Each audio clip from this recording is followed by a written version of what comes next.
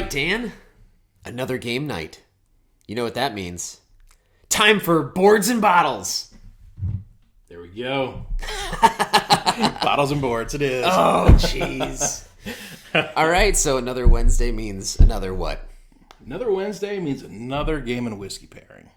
Whiskey pairing? I think you let out the cat out of the bag a little too quick there, Dan. Uh-oh. So what do you got? So, or did you not bring? Did you come empty-handed tonight? I did not. I never do. I knew it. You guys know this. All right, so I'm coming strong for that top spot tonight. Again? Yep. Again? Blood Rage may go down. So, How could that be? for tonight, I brought this monstrosity. That's what I was sitting on. So this is Daimyo box. This is Rising Sun. In case you guys couldn't guess, this is another game in the Eric Lang trilogy, Rising Sun. This is the Daimyo box, the Kickstarter, all the extra crap and the insert and all this stuff. Yeah, this game's amazing. It is amazing. Let's get this out of the That way. box is ridiculous. The game is amazing. Let's get that out of the way and let's talk a little bit about the game, what we like about the game. So, obviously, if it's not apparent already, we're Eric Lang fanboys. Fanboys, for sure. We kind of love everything the guy does. So, Rising Sun is the second game in the Blood Rage trilogy, I guess you can call it. Oh!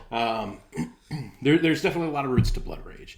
With Rising Sun, some of the things that I love most about it is you've got this big map of Japan, and it's an area control game. So, one of the things I love the most is the combat system in this game. It feels to me a lot like poker. So everybody has this board that's divided up into 4 sections, and they have a blind, kind of a blocker, what do you call it? Partition. Partition, yeah. So nobody can see what you're doing. You're going to go into combat, your troops are all going to be worth a certain number, and you're going to bid on these various groups on your board. You're going to put coins on them, and then you're going to do 1, 2, 3, reveal, and you're going to show everybody what you've got. These things can be the places that you're bidding on are things such as Seppuku! there you go. So that means your guys are just going to die with honor. They're going to murder themselves. There's kidnapping. You can take hostages from the other players, take them out of combat, get rid of them.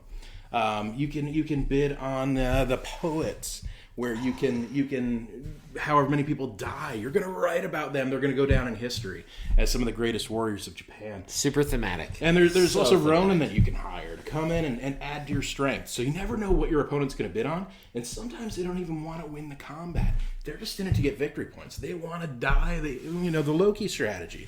They want to die and write about their soldiers for eternity. So there's so many different avenues that you can take in it. The other thing I like about it too, so many times in these area control games, you're set up and you've got your perimeter and you're going to turtle, you're going to have all your troops here, nobody's going to get to you. Well, in Rising Sun, the way it works is every time you win combat in a territory, you're going to get a little tile and it's got that color on it. And you're doing a set collection at the end of the game. So you want to have won combats in as many territories as you can. You can't turtle in this game. Love it, love it, love it. You can be the turtle, but the turtle actually moves. You can be the turtle. Irony. Exactly. I never thought about that. That's real cool. So another cool thing is there's alliances that you can build. There's a T phase, and you're going to partner with another person at the table. And when they choose particular actions, you're going to also participate in those actions. The yin and the yang. Yes. So cool. And also there's a market of cards. These cards are going to have abilities, endgame scoring. They're going to have monsters that you can bring in. The Oni. Yep. So the game is constantly in a state of flux. It's always changing. There's always alliances that are coming, going. You can betray each other. There's just so much I get excited about with this game. I love it. I do. I really do. The one. Oh, here it comes. The one. No. I can feel it. Can you feel it? I can feel it. There's a gripe. What is it? The one downside I have to this game. So there's so much content, especially with Kickstarter stuff. There's promos that are out there. Yeah. They tell you build your deck, take a teapot card, choose one from each set. And then with the Kickstarter stuff, they're kind of just like, well, just put some stuff in and see what feels right. I don't like that. Give me a little direction. I haven't played this game. I didn't make the game. I'm like, come on, help me out. I bought your game. So I don't like that piece to it. I really don't. But We figured out. We have fun. We always have fun with this. Now, you guys saw this giant box that I brought out. Do we need the giant box? So You always need to buy the giant box. You don't. You have space for it. You make space for it. You find space for it. You put it in your brother's house, your best friend's house. If you missed out on this Kickstarter, that sucks. But no worries. Don't not play this game because there's something that you're missing. Right. I played this game with the basic retail version. I played it probably 4 times. Fell in love with this game, and I was like, okay, I need more. I would totally encourage anybody to, if you're into Blood Rage, play this game. With our group, there's an expansion that plays up to 6 players. I don't think it's Kickstarter exclusive. So we can play this game with 6 players, and we've got it down. I mean, we play this thing in 2.5, 3 hours. And go on the message boards and find somebody who has the copy and just befriend them and then use their copy. That's what I do. I don't even own Rising Sun. I love the game to death. Oh, yeah. This is true. I'm just kidding, Simon. I'm going to buy a copy tomorrow. Just to be clear. So, let's talk about the pairing. The pairing. Wait a second. What could we pair? I know. I already know. Oh, wait. You said whiskey. No. I was thinking something else. What are we going with this? Sake bombs. Am I right? You in college? Oh, come on. Sake bombs. It's Rising Sun. I didn't say we're not going to do it. Just said you're very mature. Oh. Sake bombs. Sake bomb. Sake bomb! Oh!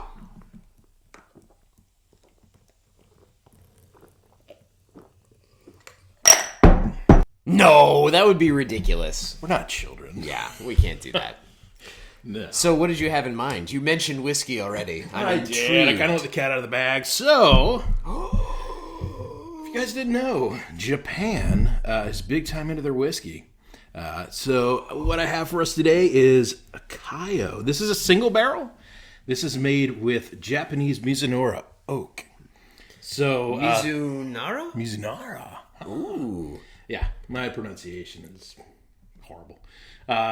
One of the things that I do know, I don't know a lot about Japanese whiskey, unfortunately. I like it. But the Mizunara cask. It takes very, very long for the Mizunara oak to grow. Yes. A lot of times it takes almost up to 100 years before the tree is fully grown before you can get a full barrel out of it, right? So it's known as one of the most expensive, one of the most rare casks of oak you could possibly have. Mm-hmm. And also it leaches so much. Yep. So you're going to lose, I forget what they say, 30% more whiskey out of a Mizunara cask than you do other casks. Mm-hmm. So holy smokes, that's exciting, Batman. That's It is. It is. So this is a single barrel, like I said. It's cask strength, so it is 56% alcohol. Whoa. So a little bit on the higher end. And this is drink responsibly. I was in a single barrel. Definitely. I was in a single barrel club for a while called Mash and Journey, which really good club. And they handpicked this barrel. Yeah, it's pretty cool. They got a little bit of Ryu on the back. Ryu. We're gonna give this thing a little try before the guys get to try it. Ooh. We'll try this thing ahead of time. As you can see, I might have gotten into it already. I do have one gripe. Incredibly tasty. I do have one gripe. Beyond the little bit of sake dripping down my leg. What are you talking about? That never happened. That never happened. Kaio, it's tough for me to consider it Japanese whiskey. Okay. So if you look, it seems like there's so many parent companies that go back. If you trace the money back, as I always say, you find out that it's like Denmark, Saudi Arabia, Denmark, crazy. It's like you follow the trail of it and, where it's made, what happens with it, where the money comes from. I always get a little about being Japanese. I have to tell you, my favorite Japanese whiskey, Hakushu. For sure. Oh. Nothing can hold a candle to it. But I love that you brought Kaio. Kaio is probably number 2 in my book if you consider it Japanese whiskey. Very cool. So was there a partner to Ryu? Or was this there was Ken bottle too. There was a Ken? There was a Ken. Did you get them both? Ryu's better than Ken. No, it's, I like Japanese whiskey, but to me, I like my bourbon over 100 proof. My Scotch and Japanese whiskey I typically don't like over 100. Why? So I don't know. I think it has to do with the grain. And I don't know, but the higher proof Scotches I typically don't like. The bourbons they're a lot sweeter. So I like that bite. I like that alcohol bite to it. To me, it gets rid of the sweet. You would not know that this is No. high proof. No. Wow. It is not a Ryu punch by any means. No, and with a lot of the Japanese whiskeys I've had, they come across as pretty floral. This, I think it's slight. I don't think it's overpowering. It is I don't typically like the floral flavor. But to me, this is a good one. So I think the guys are going to enjoy this when we play Rising Sun. I know occasionally they like to do sake bombs before we play, so we may have to do that. But haven't done one of those in a while, so... Oops, we forgot the chopsticks. My bad. Never happened. Well, that's going to be fun. I'm so excited for that. So, it will be. I have to say, you brought Rising Sun tonight, but I don't know what we're going to play first because I also brought a game. I told you we do two. You do one, I do one, but I just didn't think you were going to bring Rising Sun this week. Hey, I was feeling Asia tonight. Oh, well, we did it again. You didn't even know it, but all right. The game I brought, Rajas of the Ganges. Yeah, I know. Okay. Continuing on with the theme. We're staying there. We're staying there. So, beautiful game. I absolutely love Rajas. It's so amazing. I'm going to start there. Came out in 2017. It's 2 to 4 players, which is the unfortunate part, as I mentioned for our group. prior. For our group. We have a unique problem. I mean, I love playing it with just my wife. Fine. Mm-hmm. Like, it is such an amazing game to play with just 2 people. I forget what they say the best way to play, probably 4 people, but I say 2 is phenomenal. 3 is phenomenal. 4 is phenomenal. Any way you want to play this game is exceptional. Mm-hmm. It is worker placement, which I love. Worker placement. Absolutely love it. I love, I guess it's dice placement, really. It's all about the dice. Yeah. So many dice, so many colors, and the theme is great throughout it. Oh, yeah. You're really trying to create your empire building. And there's so many things to do in it.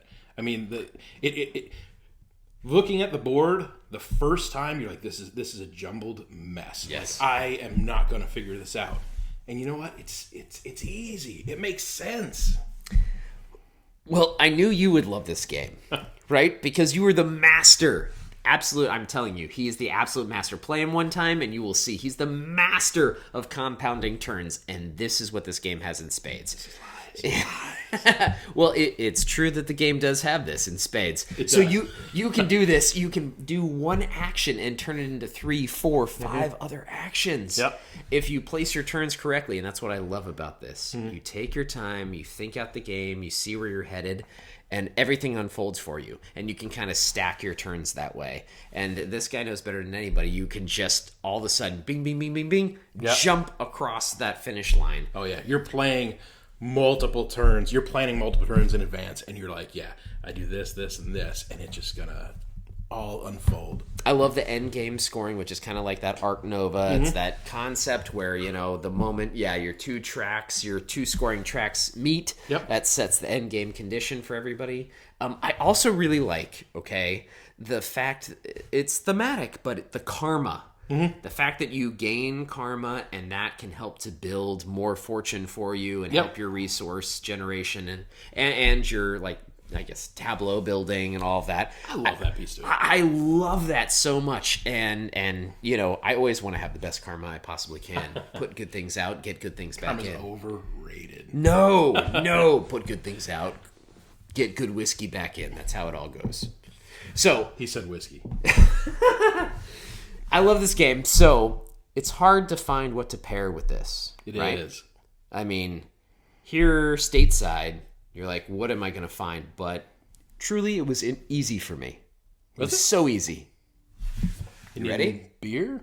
No. Oh, get out of here. Root Bagheera. I'm going to finish this. Yeah. All right, so I have to tell you, Root joined the scene in 2004 stateside. It's been around since I think 1948 or something like that. They did brandies, they did rums. Then in 1982, I think they started dabbling in single malts. They're the first Indian whiskey single malt to come out of India. We got it in 2004, and they started making just more and more exciting additions, right? So they take Indian barley, ship it off to Scotland, they peat it there, and bring it back. And I think they have this massive warehouse. I haven't been to the Bangalore area. I wish I would, because I wish I would go there and buy like 1 million bottles of this to bring home and get single casks for myself and everything else, probably on my bucket list. But it's amazing because in Bangalore, actually, they mature whiskey 3 times faster than they do in Scotland because of the temperature. Really? Yes. So when I think, and it's also 3,000 feet up. When I think whiskey, when I think Scotch, I'm not thinking India. I know, but that is changing, right? There are 113 or something like that grain distilleries in India, hugely coming up. And when you think of Scotland, all that saturated market, 140 grain distilleries, right? 113 already in India, and more you're probably seeing in the stores all the time. Now, amazing. This is a limited edition, all right? Look at it. You might never find it again, but truly try to find the Bagheera. And Bagheera. Amrut Bagheera. Bagheera we remember from, the Jungle Book. Obviously, the Black Panther that helps out Mowgli from India. It's great. It's on the cover. And this is the Mysore Palace. Everybody thinks of Taj Mahal. Yep. Right? For India. Yep. Mysore Palace, also one of the major destinations. Over 6 million people visit it every year. Really? Yes. I've never heard of it till now. Let's do the unveiling. Well, let's hope nothing falls out. Oh, you get glasses. It's getting wild. Oh, was it getting? Well, I've already had a few drinks of it. Sorry, Dan. It's so good, let me tell you. I like Amrut. They have a whole line. The Fusion. They have... Ooh. Since you still have stuff in your glass, allow me to do the honors. Fine. We can maybe listen to this. Oh, I love that audio. Yeah, that's... So, I've not had the Bagheera yet, but I'm a huge fan of the standard Amrut heavily peated. If you like peated whiskey, and I'm telling you, Indian whiskey, it sounds weird. It's phenomenal. It is really, really good. Their Fusion, like Alex said, you can pretty easily find that. Do I have bottle number 1? Do you really? I have bottle number 1. Get out of here. That's what it says. I've never seen that before. Is it bottle number or barrel number? Oh, it's probably barrel number 1. Either way, the first is the best. We all know this. Let's see if the Bagheera is as good as the rest of the line. Oh my goodness. I could smell that. You could put a feed bag on me and like put that in the bottom of it and just like let me sit. So I've seen some people online talk about how, Amrut seems like it's one-dimensional. For me, when I tasted it for the first time, I like you, was blown away because I thought that I had tasted a Scotch. Yeah. It's got such great peat, little smoke note to it. But there's a lot of complexity there. I love what they're doing with it. I love this. It's constantly evolving. It's so malty. And I had so peaty. I had the peated edition, which I thought was fabulous. And the Fusion is great, but I really love the peated edition if you can find it. And the Bagheera for me, truly, when I had this, it was the tops. So this brings me to a special place. Like this is where I want to live in whiskey. And if I were playing Rajas of the Ganges and I were thinking of being, trying to make my empire, I think I would be drinking this the entire time. That's amazing. Sorry. I just came back. This makes me want to like sit on pillows on the ground. We can put Rajas between us. We can do that right now. Rajas between us.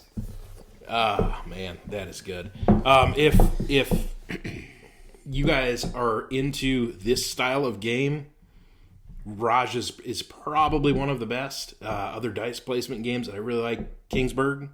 Yep. Really good one. Voyages of Marco Polo, another excellent one. And Lorenzo Il Magnifico. All similar themes. Also, yeah, Euros, engine building. I think this one does a little better. Another one that gives me that same tableau feel that we may talk about at some point. Glenmore, too. I feel like you're kind of building the same thing. But you know, it's this game is special. This whiskey is special. And I have to say the other great thing is that there are so many expansions of this. It came out in 2017. They've made an expansion, I think, every year up until COVID. And so there is a lot there. And I have never played an expansion personally for this. And so I think there's so much left for me to unpack on it that I'm so excited. Just like the rest of this whiskey. There's so many exciting things that come out all the time from this game, from the whiskey. I just absolutely love it. It's going to be interesting.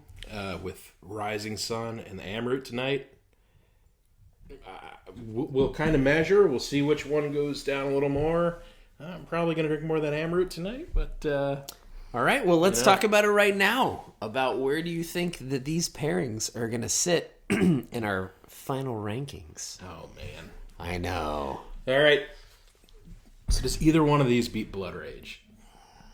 I have to say that I think that this is the closest thing I've ever seen to coming up to Blood Rage, but because there's 3 seasons, 3 amazing whiskeys that are all so different, Blood Rage still has it by a hair, but I think that this is a close second.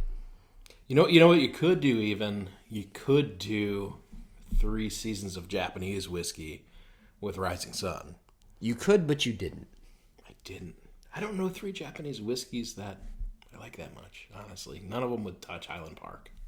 Hakushu. I'm telling you. I'm telling you, next time we're going to try that one. So we'll do the Hakushu, the Yamazaki, and the Hibiki, the Toki, the... All right, so now let's look at Dune Imperium.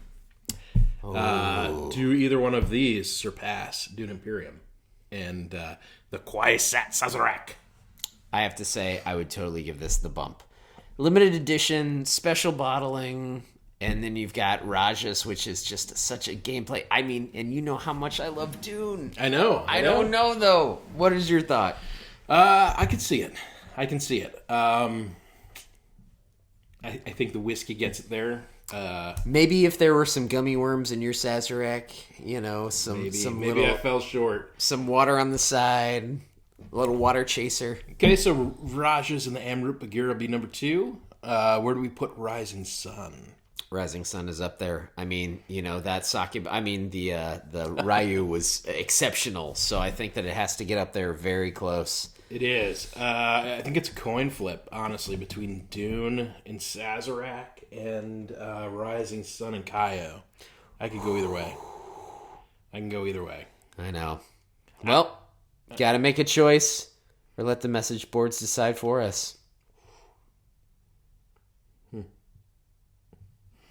I don't know. I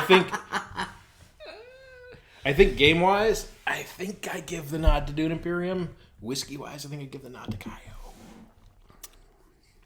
That Japanese Kaio. I like it. Japanese Kaio. Interesting. All right, let's make a decision. Let's do it. I like it. Which one? Same time. Say your choice. 1, 2, 3. Rising Sun. All right, we got it. Woo! Okay, you heard it here. That was great. All right. Woo. So there we go. There you have it. We'll put the current rankings in the notes for bottles and boards. Game hard. Drink responsibly. Always. Boards Cheers. and bottles. Bottles and boards. Cheers.